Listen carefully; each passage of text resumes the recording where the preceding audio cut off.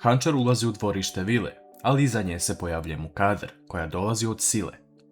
Mukader želi da uzme Efeha na sebi nakon što ga vidi u Hančarinom naručju, ali Hančar joj to ne dozvoljava. Čemil, Derije i Esma se pitaju gde bi Hančar mogla biti do sada i možda je vreme da odu da vide šta se desilo. Međutim, oni čuju viku iz dvorišta i Mukader koja želi da uzme Efehana iz Hančarinog naručja. Svi ukućani silaze, a Esma uzima Hančar za ruku, stavlja iza svojih leđa i prilazi Mukader, govoreći da od sada kada je ona tu, niko ne sme dirati njenu decu ni unuka. Mukader nastavlja sa svojim zlim rečima, ali dolazi do tenzije između Esme i Mukader. Tu se pojavljuju i Sinem, Gulsum i Olga, koji odvode Mukader u kuću, ali niko ne može da je smiri.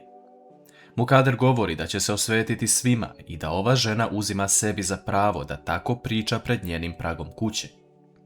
S druge strane, Esma ponavlja samo jednu te istu stvar, da Mukader nije ućutala kada joj je to rekla i da se još uvijek ponaša kao zla osoba koja nije svesna svoje krivice. Derja predlaže Hančar i Čemilu da ne nastavljaju ovu temu dalje kako bi Esmi bilo lakše da to podnese. Mukader odlazi u svoju sobu i razmišlja kako je trebala da se reši Esme istog dana kao i Turguta. Ona se seća scene iz mladosti kada joj je Nusret došao kući i rekao da se sinoć jedna žena zadržala sa Turgutom u radnji, dok je on naredio svim prisutnim da odu. Mukader je odmah postala ljubomorna i tražila je od Nusreta da pronađe ko je ta žena kako bi svela račune sa njom. Vraćamo se u sadašnjost. Esma ne može više da izdrži i sav bes izlazi iz nje tako što odlazi pred vrata vile gdje joj Gulsum otvara, ali Esmu samo zanima gdje je Mukader. Za njom dolazi Hančar i Čemil, ali Esma već odlazi na sprat kako bi pronašla Mukader, što i uradi. Esma ulazi u Mukaderinu sobu i želi da svede račune nakon toliko dugih godina. Čemil pokušava da zaustavi Esmu, ali ona ga odgurne i zaključava vrata kako bi ostala sama, oči u oči sa Mukader. Gulsum hitno zove Džihana da dođe u vilu, jer niko ne može da smiri ovu situaciju. Hančar biva loša, a Čemil je uz nju. Esma dolazi ispred Mukader, govoreći da će sada priznati pred svima da je ona kriva za sve što se desilo i da je to stavila na Esmina leđa. Sada pred njom stoji žena koja je svesna svega, a ne uplašena devojka kao tog dana dok je padala kiša. Naime, Mukader je došla sa Nusretom pred Esmu tih dana kada je Turgut bio sa njom i rekla joj da se odmakne od njenog muža. Esma je tada zamolila Mukader da skloni svog muža od nje, jer je on kriv za sve što se desilo, ali Mukader nije htjela da je sluša. Esma sada govori Mukader da je Turgut napravio ružnu prošlost i Mukader i Esmi, ali Mukader ne želi ništa da prizna, govoreći da to nikada neće uraditi i da je ona dama, a Esma samo obična žena. Esma tada kreće ka Mukader kako bi završila jednom sve zauvek i razmišlja kako bi ovim potezom napravila lepšu budućnost za svoju ćerku. Gulsum zove Čemila jer je situacija prešla u još gore stanje, a on odlazi i razvaljuje vrata. Međutim, Mukader tada govori Esmi da priznaje sve i Esma je polako pušta. Svi ukućani razdvajaju Esmu i Mukader, ali tada se pojavljuje i Džihan, koji odmah počne da krivi Esmu za ovo što se desilo.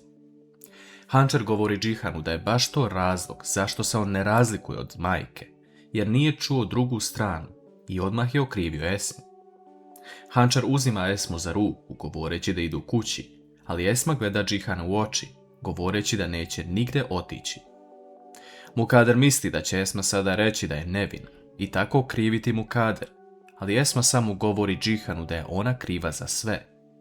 Ona samo želi da Džihan shvati da je njena ćerka Hančar nevina kao kap vode, a tada se okreće ka Mukader i govori da joj je žao što su istog roda i da je bude sramota za takvu ženstvenost i majčinstvo. Hančar, Čemil i Esma se vraćaju u kuću, a Derja ih pita šta se desilo.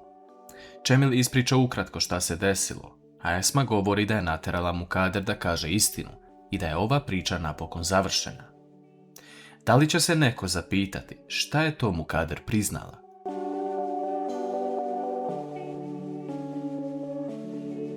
Esmi kroz glavu prolazi to što joj je Mukader priznala dok je bila na krevetu bespomoćna.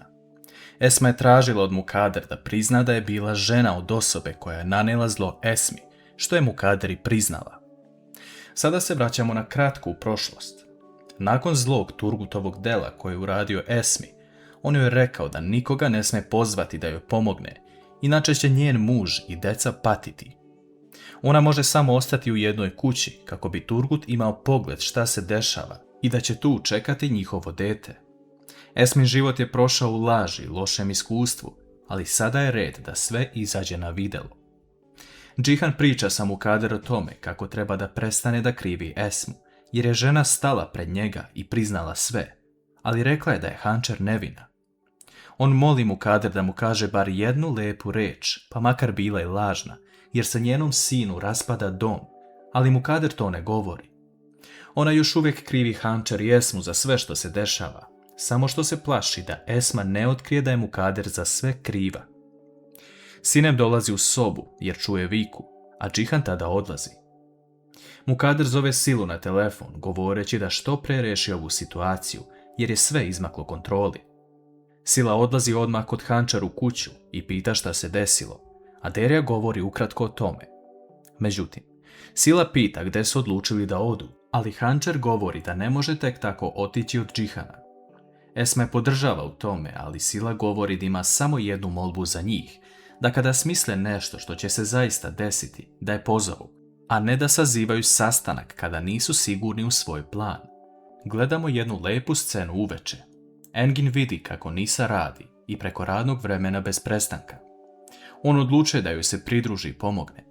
Nisa vidi da Engin prolazi kroz tešku situaciju, govoreći mu da je zbog nje ostao duže, ali on govori da je bolje tako, jer čovjek kada je sam svašta mu padne na pamet, te da ga je ona spasila da ne provede noć sam.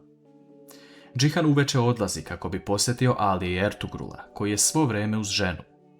Džihan mu se izvinjava što ga je ostavio po strani jer ima velike probleme kući, a Ertugrul ga pita da podeli to sa njim jer će njemu biti lakše. Džihan govori kako između dve kuće. Esma je danas stala ispred njega i rekla da je zla i grešna, ali da je Hančer nevina kao kap vode. Ertugrul govori Džihanu da još uvijek misli da je Esma nevina, a da sada samo pokušava da spasi svoje dete. Engin dovodi Nisu kući uveče nakon završenog posla i čeka da uđe unutra. Ovdje vidimo osmeh sa obe strane, ali Nisina majka se pita ko je taj čovjek koji je dovezao Nisu. Ona govori da je to njen kolega Engin i nadamo se da će doći do nečega lepšeg u Enginovom životu nakon Sile. Džihan izlazi iz posjete u bolnici i odlučuje da nazove Hančer. Ona se javlja sa nadom da se nešto promenilo, ali Džihan joj tada govori da je uvijek mislio da je ljubav kada ne možeš da se odvojiš od nekoga.